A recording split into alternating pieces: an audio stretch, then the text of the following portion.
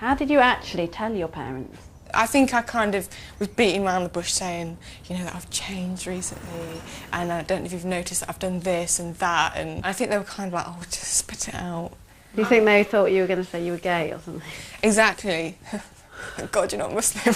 We thought you were going to say you were Muslim then. Actually, I am.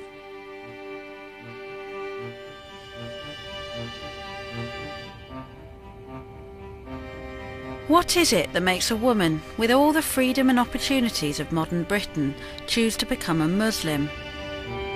It's a few weeks before September the 11th, and like most people, I know very little about Islam. I'm finding that women are reluctant to talk openly about their conversion, but then a friend puts me in touch with Caroline. Hello, you all right? Come in. She's nervous, but eventually agrees to be filmed in the privacy of her home. Were you searching for some kind of meaning?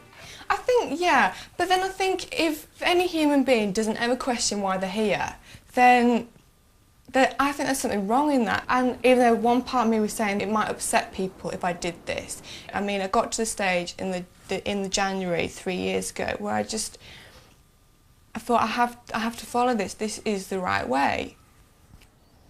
I like to identify myself as a Muslim. I do feel disappointed with myself if I do go out, you know, like this, but I do think I really should be covering my head. So why don't you wear a scarf? I guess it is just worrying about people's reactions, and I know that that is an excuse. It's not a reason, it is an excuse. I'm worried, I think, if I'm going to work with this headscarf on, people will treat me differently, people will think I'm strange, people will think I'm foreign. I wish I did have the strength to do it, and I'm hoping that in the next few months I will do. In the next few months? I hope so. But then I did say, oh, when I start work, I'm going to put the headscarf on, it's not going to come off. And then I bottled out. Can we see what you look like with your headscarf on? If you like. Can we? Yeah. So can you, like, use anything, or are there specific hijab things? Someone I know said that you can tell where someone comes from according to what their scarf's like, but so I don't know where people think I come from. Look in the mirror because I'll get it wonky. Like that. Make sure like that's covered there. I feel in a way like I'm leading a double life because people don't know I'm Muslim. I know it sounds terribly exciting, it's not that exciting, but it does feel a bit deceptive because I believe what I'm following is the truth, so I want to be honest about it, but then that's my weakness. You look like a Muslim now. I am. I'm surprised how a simple headscarf can so radically transform somebody. And I suppose it's just this sort of reaction that's making it so difficult for Caroline and the others to be more public about their conversion. I leave Caroline and go in search of other converts, but then everything changes. Wendy Middleton with a news flash on Hallam FM. 2 planes have crashed into the World Trade Center towers in New York. At least one of the planes had been hijacked. It's thought hundreds of people may have been killed in the explosions which took place. News all over the world is now dominated by terrorism and Islam. And with a lot of people thinking they're the same thing, white Muslims in the UK are not rushing to be in the film. I head off to Sheffield, apparently the convert capital of Britain, where I meet a coach driver called Amina. OK, I'll go and get me a checklist and we'll go and find our bus and I'll check it over. Amina converted as a teenager and later married a Sheffield Yemeni. Now she acts as a kind of big sister to other white girls interested in Islam. Do you know quite a lot of women who are converting? Since I became Muslim like 10 years ago, there's been so many, maybe 50 or so that I know of personally. Morning. This is Bryn, my co-driver for the day. Kind of unusual job for a Muslim woman. It certainly is, yeah. I think I'm the only one. How's that? Bit more out, please. Cheers. There's such a taboo, isn't there, about Muslim women? We are considered as being such poor creatures who are so oppressed and not allowed to go out of the house. We have to walk 25 paces behind our husband. I walk in front of mine. Right, are we ready? Islam is allowing me to drive a 12-ton coach down the motorway. Even a lot of English men wouldn't want their wives to do the job that I'm doing. it's got a good look on it, hasn't it? They're not bad, these. Fantastic. Well impressed. I leave Amina to drive down the M1. She says she'll help me find other white Muslims to talk to. I hope she has more luck than me. 3 women have dropped out of the film so far. It's not just September the 11th. There are problems closer to home. Hi, it's Amina, you alright? Yeah, not too bad, thank you. I've lost my voice at the moment. You have to what? I didn't think you would, why don't I? Oh, right, so you're not going to then? OK then, it doesn't matter. It's alright, it doesn't matter. What reasons has he given for not wanting you to do it? Does his family not know about you? Oh, that's probably why then. He probably doesn't want to advertise the fact that he's committing haram on national television, does he? Anyway, love it doesn't matter, don't worry about it. I'll speak to you soon, yeah? OK, bye. Boyfriend don't want us to do it.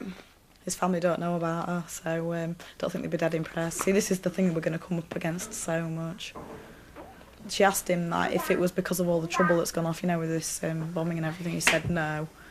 So it's obvious that the only other reason is that he doesn't want his family to find out that he's seeing somebody openly. There's nobody else I can think of. Ahmed, is there anyone who you can think of? Any of your mates who have got English girlfriends who are thinking about becoming Muslim? Did you try it? I've tried everybody. Boyfriends seem to have a problem with it, don't they? Muslim men are seeing white girls. Yeah, well, Muslim men see English girls, and Islamically it's not acceptable to have a relationship out of marriage unless you're considering somebody for marriage in a non-physical relationship way, which obviously those relationships aren't that type of relationship. So obviously they don't want their families to find out because it causes a lot of trouble. Not all Muslim lads going out with white girls are so guarded. Amina's husband, Ahmed, puts me in touch with his friend, Hussein, whose girlfriend's thinking about converting. Thank you, bye. Who's that in your house? Landlady. That your girlfriend? No, she's not in my girlfriend, she's out. Seriously, she's the landlady. Tell me a bit about your girlfriend. Do you want to know about my girlfriend? Why do you think it's important for her to become a Muslim? All I said to her, why are you thinking of becoming a Muslim? And she said, no problem, but she just want to know more about it, or read about it. And so I got her some books from Amina, and she started reading them. I just hope that one day when she'll come to me and say, yeah, I'm ready for it, but I'm not forcing her into it. But in Islam, you're not supposed to be going out with any girl, are you? True, it's forbidden to go with any girl. It doesn't have to be a white girl. But you just live with that and do wrong. I just live and do wrong. It's pretty tough, though, for a kind of Muslim guy living in this country to abide by that rule, isn't it? It is tough. That's what I'm saying. It's tough because when you go out there, if you're driving or walking past and there's all half-naked female you see in town or mother hall and that, it's forbidden. You look because you can't help but look, do you get me? But at the same time, it's forbidden to look. And if you can't really help yourself, that's it. You're doing the wrong thing all the time. But majority do it. The majority of Muslim lads? Yeah, lads, yeah. The majority of Muslim lads do it. Some of them probably behind closed curtains, undercover, but they still do it. Hussein's girlfriend, like the others, doesn't want to go on camera. But in the meantime, Amina's come up trumps. She arranges to meet up with Amy, a student from Wales who doesn't have a Muslim boyfriend. Pleased to meet you. It's Amy, isn't it? Yeah, I'm Amina. So how long have you been Muslim? 4 weeks. Oh, right, new. Oh, that is I know. Yeah, so it's all a bit sort of scary. Everything's really new. Yeah, it's like... What do your family think about it? They don't know yet. That's the next scary bit. What are they like? What kind of background do you come from? Where I live at home, no Muslims at all, nothing, just white people. Yeah. You know, the media gives them, you know, viewpoint there. That's the problem, isn't it? It's horrible, I hate it. So how do you think they're going to react? I think they'll be all right. My mum's going to be better than my dad, I think. Yeah. But my dad, I think he's going to be more concerned, like I'm being forced into it or something. Yeah, mine was similar. They thought of like, oh, well, you're being oppressed. Yeah. Why would you give up your Western free lifestyle for this? And it's going to be really hard because I don't know whether to wear my scarf or not. I'm like, oh, I don't know. So. Yeah. When I told my parents, I just did it in a very subtle way. I think if you're gentle with them and you sort of put the primer on first, as it were, do you know what I mean? Like primer before you put the top coat on, you know. Every Muslim basically that I know is born into a Muslim family, whatever. And, you know, it's really nice meeting Rubers. We're a species of our own, aren't we, love? It's fantastic. We get the best of both worlds. So what about marriage? Is there any marriage on the horizon? Not at the moment. Nobody in mind? Huh? I have had some offers. Oh, you've had some offers? Yeah, but... that doesn't surprise me at all. No, not yet. Please. You'll do it when you're ready, love. Yeah. How old are you? You're on a young one. I'm 19. Oh, well then. I've got plenty of time. Plenty of time, lovey. I'm really excited about this weekend as well, because it's like my first time fasting, and I'm like, yay! Oh, yeah, it's your first Ramadan, isn't it? At what time is it? It must be nearly time for Maghrib. Yeah. Oh, we better go and pray then, haven't we? Should we just pray here? Yeah, or do you want to go down that little bit down there? See which direction we are. You know, to stand close together and everything. Yeah. Allahu Akbar. Alhamdulillahi Rabbil Alameen.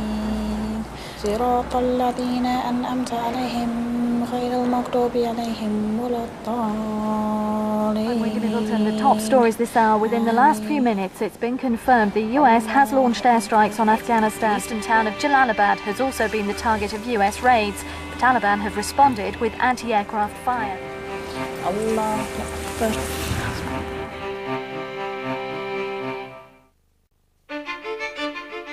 Stories this hour. The US now dominates Afghan airspace after almost a week of fighting. In other news, the Home Secretary David Blunkett says he utterly condemns attacks on Muslims in Britain. It's only 4 weeks since Amy became a Muslim.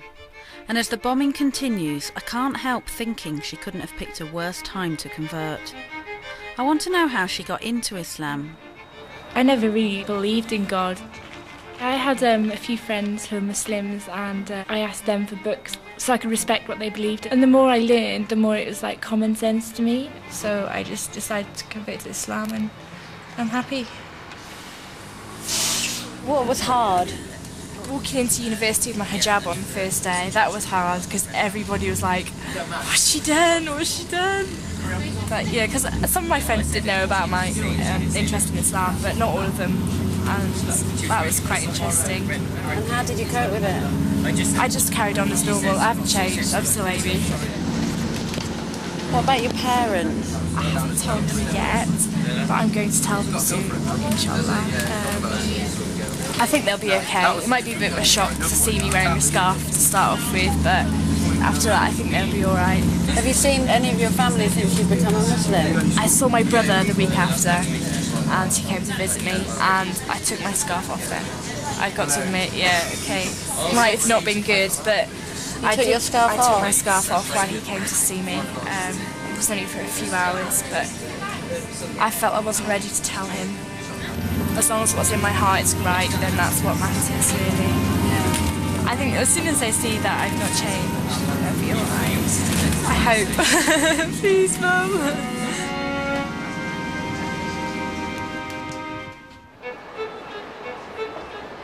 As a new Muslim, Amy's had to change her whole lifestyle, and that includes her wardrobe. So where are we going, Amy? We're going to Tyrak to look for some scarves. Usually I can find some I really like. Oh, we're going down here, aren't we?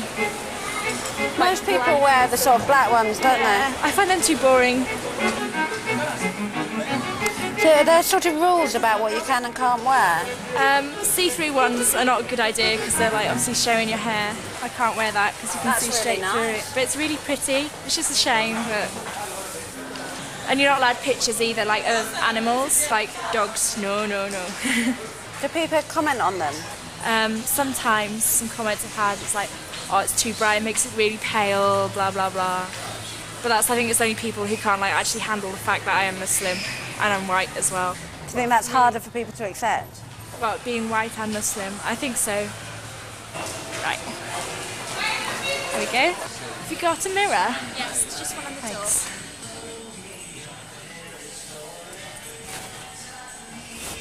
Oh, is that your trick? This is the trick.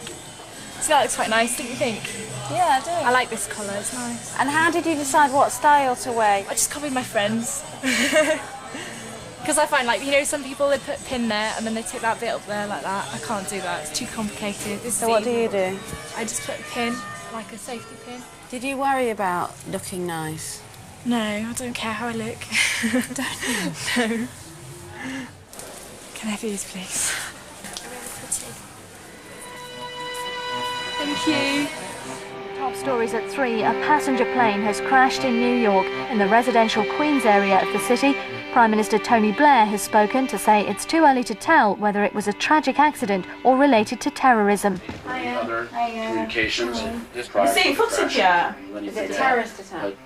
They don't think so. They're looking for the black box. They're not ruling out a terrorist attack, but apparently it was an accident. To try to determine the cause of it. I hope it isn't another one, because that's the last thing the New York people need, isn't it? After what they've just been through, another one. Have they been blaming Muslims or not? Well, not yet, but I'm waiting for it, you know. Oh, a snotty kiss, lovely. Hiya. You're right. But you've not finished yet, have you? Oh, yeah, I'm going out again. Yeah, I thought so. What time are you going to work till? Sometimes till like 10, 11. Islamically, the husband's got to provide for his family. It's incumbent on him to go out and work. But if the woman goes out and works, it's her own choice if she wants to go out and work. Even that money that she earns within the marriage is her own money. He can't touch it. It's her pocket money. What? How'd our jacket happen? Baba. Yeah. What were you speaking there? Arabic. What did you say? Told him to put his jacket and shoes on. So when you boss him around, you do that in Arabic? Depends who's here. If his Arab-speaking mates are here, I do it in English. One thing that's appealing about Muslim men to English girls is the fact that you know that your man's not going to come in absolutely bladdered at 2 o'clock in the morning with lipstick all over his face. Come on, darling. Let's go, boy. Oh, get mop out. Where's the mopping man? Open that door, it's inside there. I could tell how much you use the mop, you don't even know where it's kept. I get this on film. An Arab man mopping up. It's a miracle. To prove that I help in the house.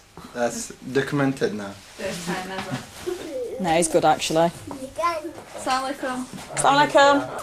See you later. Amina is certainly defying my stereotype of the timid Muslim wife.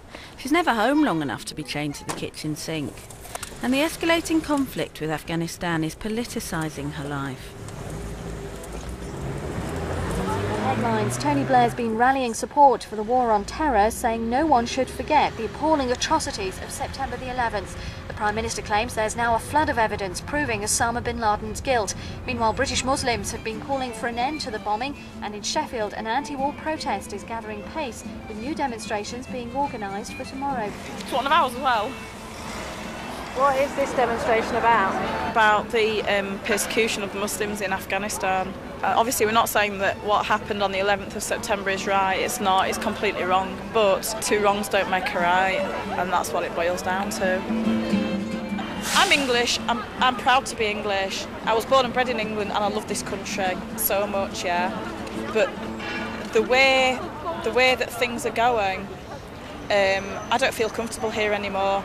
I'm frightened to come into town on a Saturday afternoon to do my shopping in case somebody attacks me or my children in the street. And I'm not just saying that, you know, because nothing's happened. People have had their scarves ripped off in the streets in Sheffield, and so I don't feel that I want to bring my children up in that type of an environment where they've got to be looking over their shoulder just to go to the local shop. And I know a lot of people who are actually going back to their own countries. I don't blame them for it. Oh, that's a good one. An eye for an eye makes the whole world blind. Okay, well, we better put our article. It says, two wrongs don't make a right, stop bullying the innocent. In this country, things have become acceptable in society that would have been completely unacceptable morally like 100 years ago. Like what? Such as adultery. Adultery is acceptable nowadays. Is it? Yeah, of course it is. People laugh about it, don't they? People think it's funny. Oh, you know, some bloke's gone behind his wife's back and all this. You know, it happens so often. Fornication, well, that's just complete norm now, isn't it? What do you mean by that? Fornication, that's like when two people are together out of marriage. Oh, my cup of tea's here. It's one thing to disapprove of adultery and promiscuity, but do Amina and Ahmed go along with the punishments? What crimes would Islamic law punish by public execution? Murder, obviously. Treason is one of them. Adultery. Adultery you get punished by death? Yeah. If Do you think that's right? If it's proven. You know, if God has given a law, then that's for a good reason. If you look at what's behind the Sharia law, then you can see that it's actually very logical and very sensible. But you think for someone to just commit adultery, they should die? Yeah, but just to commit adultery, fair enough, just the act of committing adultery is not a big act, yeah? But if you think of the implications behind the act of adultery that is so detrimental to society, yeah? It breaks up a family, it can affect the emotions of the children for life. It's like a knockdown effect. Don't you think it would affect the emotions of the children to see their mother murdered or executed? When they grow up, they will know that their mother, she was a nice person, but she did something wrong. It's not allowed in Islam, that. Like, Islam is really detailed on everything. Yeah, near enough, yeah. The big things has been sorted. Does it tell you, like, you know, what's sexually okay and not okay? Oh, yeah. Yeah, it's very clear on that. So what's it say you can do and what can't you do? How do you mean? Like between husband and wife? Yeah. Well, they can do anything. They can do, apart from, you know, one place that the man shouldn't go there. I get you. Yeah. Yeah. But apart from that, everything else is okay. Yeah, as long as it's reasonable. Yeah. As long as it's reasonable. Yeah. So does it go into that specific? Like, what's it say? Obviously, to the extent of you disrespect your partner. So anything that's consensual? Yeah. Yeah. Basically. Apart from that particular place. Yeah.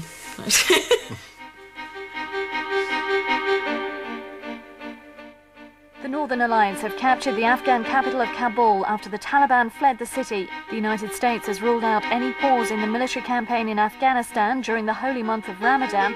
Further bombing raids are to be made against frontline Taliban positions.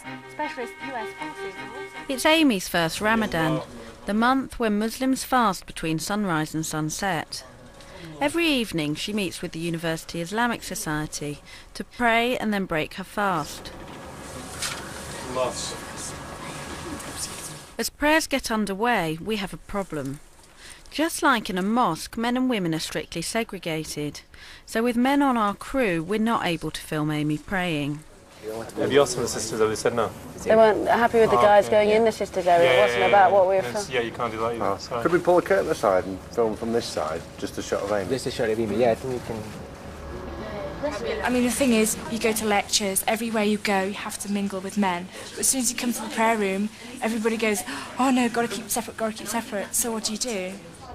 Do you find the logic of that aspect of the religion quite hard? I think no, I don't find it hard. I think it's quite good in a way, because it stops you doing, like, going and getting too close to men and, like, go and have sex and stuff like that, because it leads to that. You get close to a guy. I mean, I've been there. You get friends with a guy, you start talking to him, get closer, you just end up, you know, doing something. And as, like, you know, fornication is not allowed in Islam, then, you know, it's a good thing. So you're not going to have sex between now and marriage? No. Does that make you want to get married quicker? No. But it would be nice. A few days later, Amina calls with some startling news. She's emigrating to the Yemen, which right now is on the watch list in the war against terrorism. The Foreign Office is strongly advising Britons not to travel there. We've decided to take our chances over there, as it were. We're going to try and get a job over there and what have you. So there's so much hatred for Muslims at the moment in Britain that I'm not bothered for myself, but my kids, you know, just in case. You just don't know, do you, what's going to happen.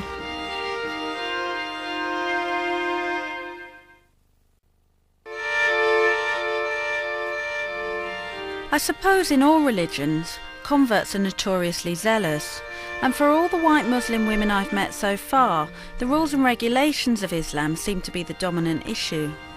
But I'd heard about the Sufis, a branch of Islam which emphasises spirituality over rules. Nice to see you. Oh, do come in. Thank you. Before converting to Sufi Islam a year ago, Jan was a Christian. She's separated from her husband and has 2 sons who've now left home. I'm going to the zikr tonight, so I'm looking forward to it. So I said I'd do the food tonight as I was at home. A zikr is a lovely remembrance service where you just say the names of Allah and then eat afterwards. It's like lovely. a sort of prayer meeting. Yes, yes, it is really. Some friends have said that you were a good Christian, so why have you sold out? Almost is what they would imply. And I think my answer to that is, well, I didn't know about the Prophet. And indeed in the Bible, Jesus actually does say somebody will come after me. So I think for me, it hasn't been at all a sellout of my faith. It's been an enriching of my faith. Nearly broke my fast then, did you notice? No. But I didn't. What did you do? Well, I've got some garlic on my thing and I was just about to lick it up. But I didn't. There is a lot of rule following, isn't there? Yes. Do you like that? I have no problem at all praying because it brings you in God's presence 5 times a day. What hampers me is fearing I'm going to put a foot wrong with the culture. You know, like if I can't pronounce this properly, if I'm not wearing the right clothes, if I'm not behaving appropriately. As all my friends say, it doesn't mean you have to get all sort of scarved up and walk about, you know, like with a bed sheet on you. Who's going to see you just with your eyes? And I said, no, it isn't like that, you know, because that's cultural, isn't it? To separate the cultural from what the faith is saying.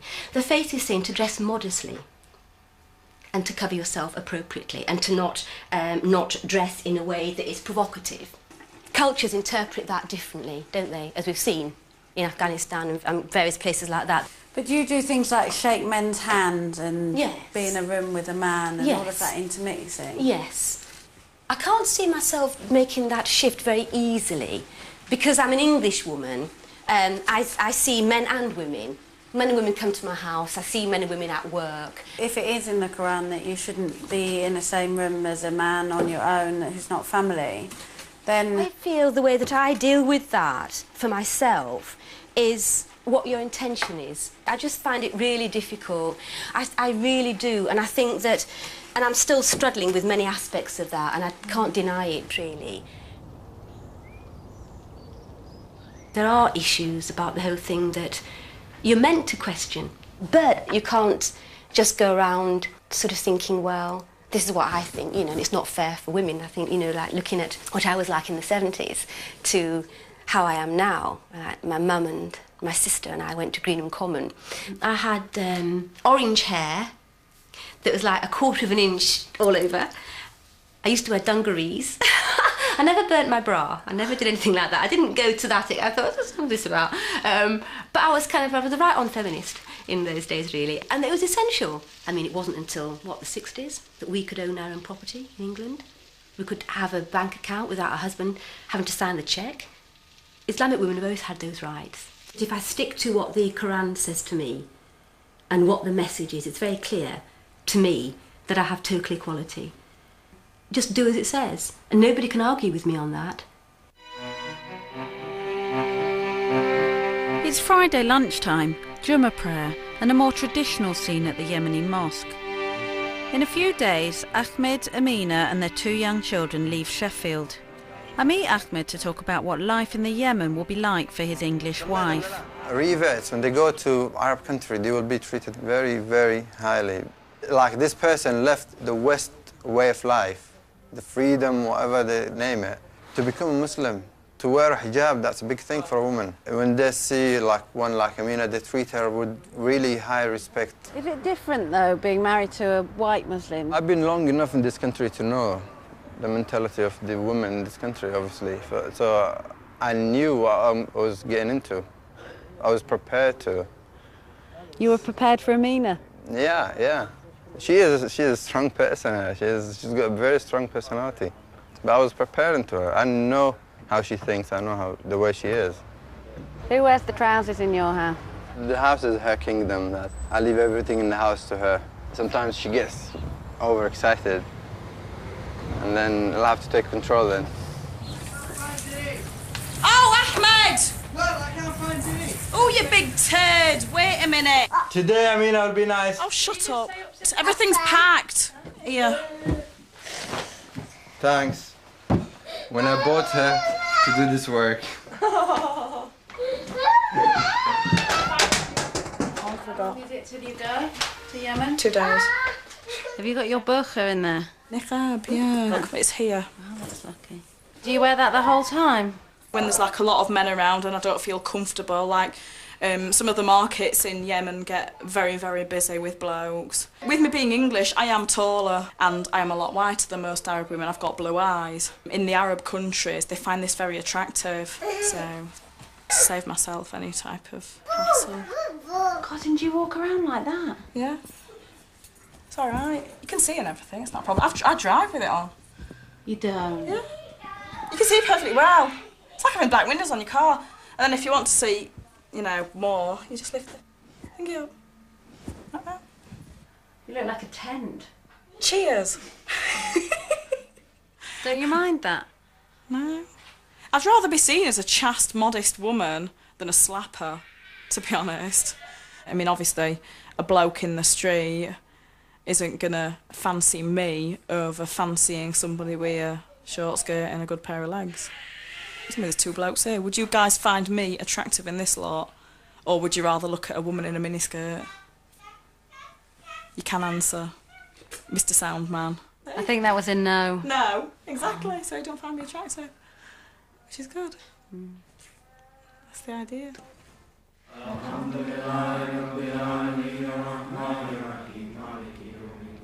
Later, I meet Jan at the Sufi Centre for the Zikr, where men and women pray together.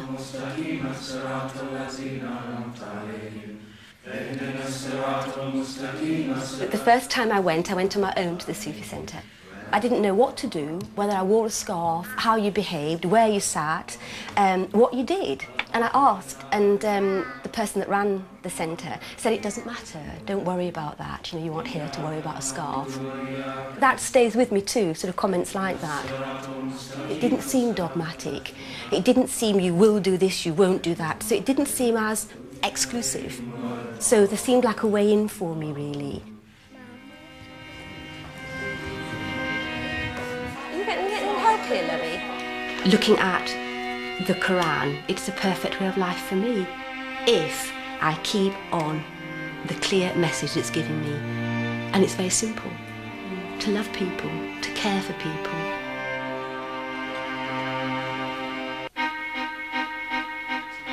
And cobalt, trizettal and diamine. And the take-home message is both these complexes have very different DD transition intensities. We come to the end. It's the end of university term for Amy, and her parents are picking her up. They still don't know she's a Muslim, but she's decided that today she'll break the news. Well, my parents are coming down here, like 4 o'clock, to see me. I am really stressing. And then I told you if your granddad's coming. No, they said my dad said, I might be granddad, so if my granddad's coming, I don't know if I should tell them or not. Do you think they're going to be kind of shocked about it then? Or? I phoned my brother last night, right? And I was like, Dave, can I tell you something? I was crying my eyes out. My brother's great though.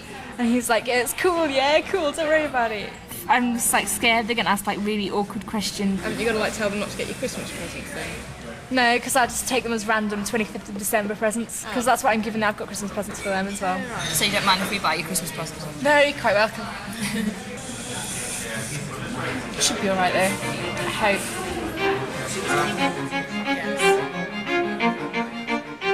The longer I know Amy, the harder it is to imagine her without her headscarf.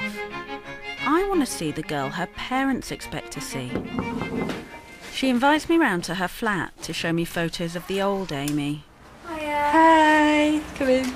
I like your slippers. Yeah. This is my room. Is it in here? Oh, this is a good one. This is probably about 4 years ago. Raunchy. 15. Don't you miss going clubbing? Yeah, but I just put my radio on and do it in my room. Is it not allowed to go clubbing? It's not allowed to be in places where there's alcohol and guys are like on the pool and not a good atmosphere. This is the guy I used to fancy. It's a very well handled photo. Yeah. I don't know why I've still got it, actually. I don't go for blondes anymore. No blondes, thank you. Thank you. Did you used to have boyfriends? Oh, yeah. You miss that? No. Well, in a way, I miss the hugs, yeah, but that's it. But I get my hugs off my mates. I'll have that all when I get married anyway, won't I? So this is when I went out for my birthday. That was the start of May. Are there quite a lot of people back in your hometown who don't know you're a Muslim? Yeah. Yeah, loads of them. So it's quite a big time for you now, really, isn't it? Yes. Have you been worrying? A bit, yeah. A lot. Yeah, about them coming, but it'll be alright. It'll work out. I'm sure it will. A bit scared. Are you? Yeah. It'll be alright. I wish they'd phone me, actually, tell me they're on their way. Oh, they're going to be here in like half an hour, so... Understandably, Amy wants to tell her parents in private. We agree to meet again when everyone's had time to think it through. Good luck. Okay.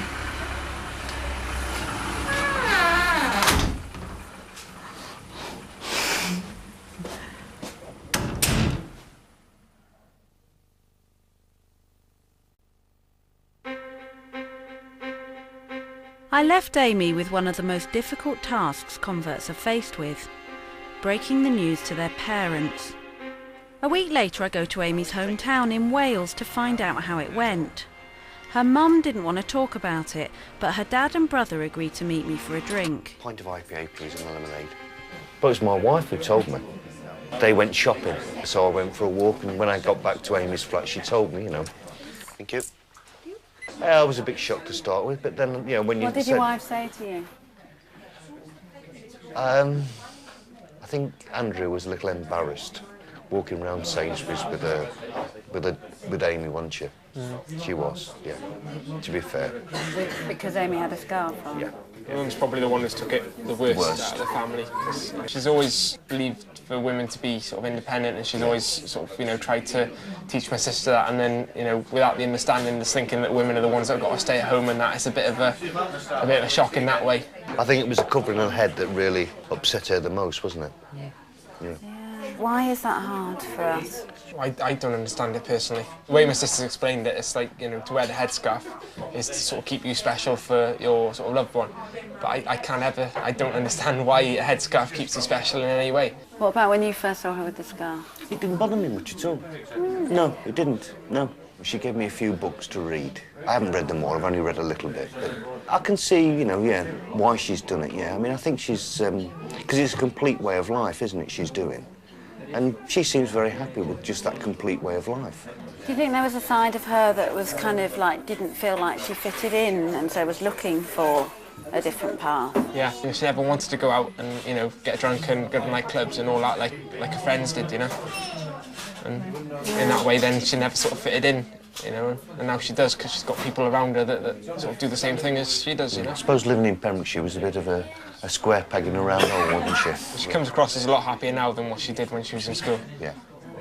Yeah, she does, yeah. Islam answers a lot of questions that the social way of life around here doesn't answer for me. Everybody does the same thing. They just kind of go to the pub, get drunk, go club in, get drunk, go to the rugby, get drunk. That's what they do. I didn't want to go out to the pub. I didn't want to go and have like so much to drink that I couldn't remember what I was doing. And that's when people started to find me a bit strange. And I started not to get along with people around here really. And that's quite scary because you think I'm alone. I'm the only person around here who's like this. It's reported the Taliban hold on Afghanistan has weakened even further. British troops are on standby to go into the country as a peacekeeping force. It's the end of Ramadan and Jan calls. She's made a major decision. Despite her more liberal interpretation of the rules of Islam, she's decided to wear the hijab. It's Monday morning and she's got to go to work. How are you feeling about it? Well, I was just upstairs in the bathroom and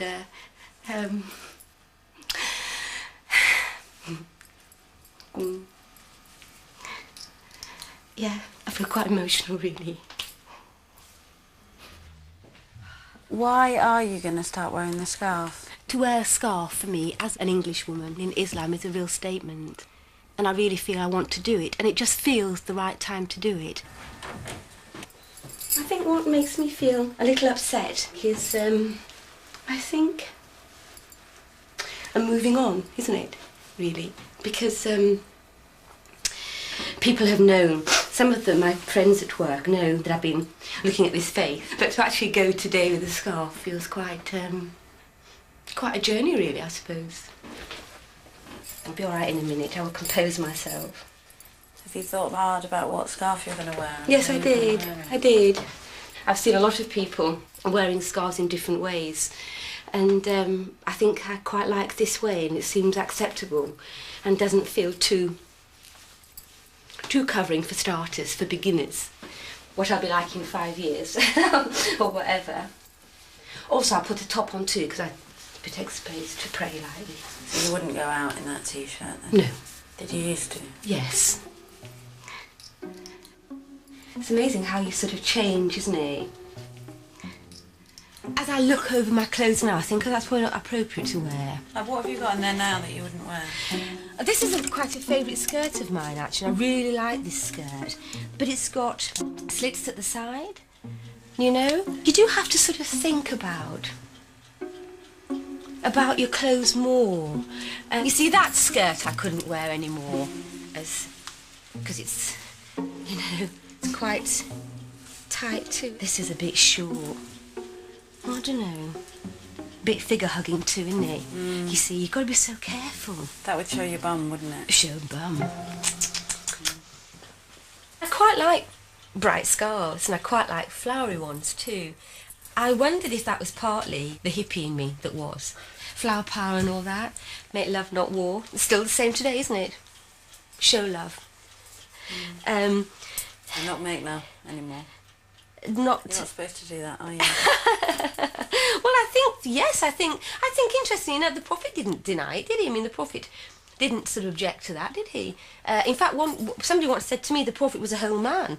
You know, unlike Jesus, who you don't know what he was up to, and you know the people. You don't know what he did or what he didn't do, because you don't know what his life was about.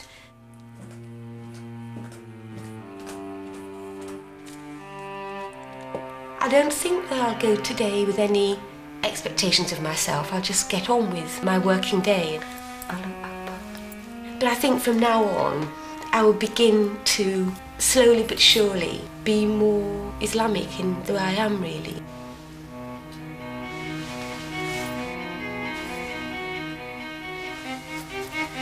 It feels like I've had the apprenticeship this year, and it's been a difficult year. I actually feel quite ill-prepared today.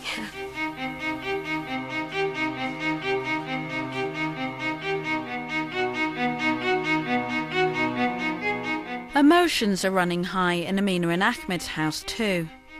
In just a few hours, the family are leaving Sheffield for a new life in the Yemen. Bye, Mum, bye. To put this. There's still lots to do, but no shortage of help. That's the car keys. They're for Tracy. The TV in that bedroom. Yeah. Give it to Bakil.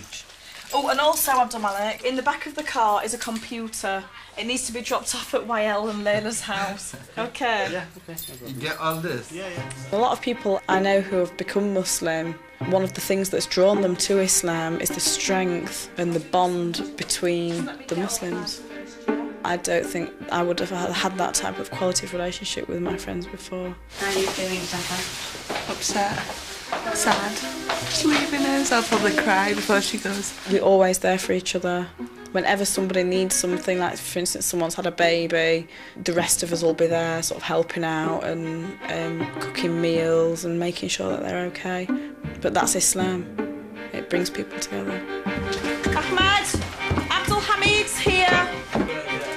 Did we get a shower? Yeah. We haven't got time. We have. We've got to go now.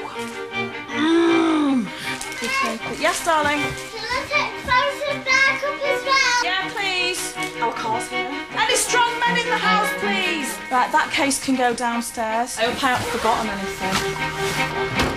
Mina! Yeah? aftershave. Ahmed, I don't know where it is, love. That'd be awkward. It was in the bag. You should have thought that I'll need it. It's got nothing to do with me. Ahmed, it's an aftershave, for crying out loud. It's from Harrods. Ooh! What about my hair? Where's the gel? Packed. Obviously, it's packed. Sorry, I'll carry it up. Thanks, shall I, love? Yeah. Where am I meant to put this? That's it. May Allah protect it, inshallah. Have we got everything? All right, then. Jazakallah khair. Oh, no, I miss you too. Oh, I'll miss you too.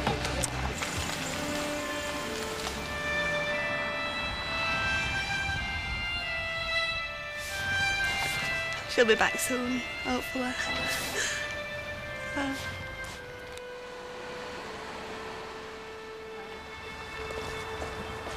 Jan arrives at the Northern General Hospital, where she works as a counsellor. I feel quite nervous, actually. It's the first day of her new life wearing hijab. This is where I work, Sheffield Kidney Institute. Morning.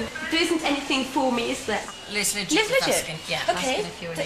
All right, guys, I'll catch you later. Bye. They didn't say anything. Do you think that's what how people are going to react? I think that might be what will happen. That they'll just kind of think, what's that about this? Be a bit more composed. Doors opening. Morning. Are you okay? I'm fine. Hi. Nice to see What's you. this? I know. Get in here. We'll discuss. This is a statement. Yes, it Yes? probably is, isn't it? Really, it's probably a move forward. Really. Quite. Cool. Do you think it looks okay? I know. Thanks to the blonde hair. I know. And how have you found it this morning? This morning it's felt okay. I was very shaky at home because it just felt like it's a lot of explaining, isn't it, as well? Yeah, but lots of people know that the way that your face has been going. Sure. I mean, you have been open and you've talked about this is true. so- This is true. In the hospital, it's very secular. It doesn't recognise a God particularly. It's cause and effect, isn't it? Got an illness, we cure it. We don't look at the soul. And a lot of problems that people have with emotional illness is there. And I think if you can help them spiritually, you don't have to say, become a Sufi, become a Muslim, but to try and help them, I feel is what I want to do more now, really. And I do think, thank you, Allah, God, because I kind of think, blimey, I've got so many things to learn and to do. Could be sat in my twin set, couldn't I, somewhere? Waiting for the grandchildren to come.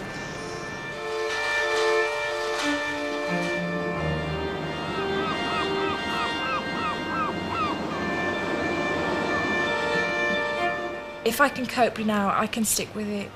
I mean, I know I've been through the hardest part so far, which is telling my parents, you know, going out with my hijab on, going out round home. I know that's the hardest bit over and done with now. Nobody's forced me to do it. I've done it of my own free will.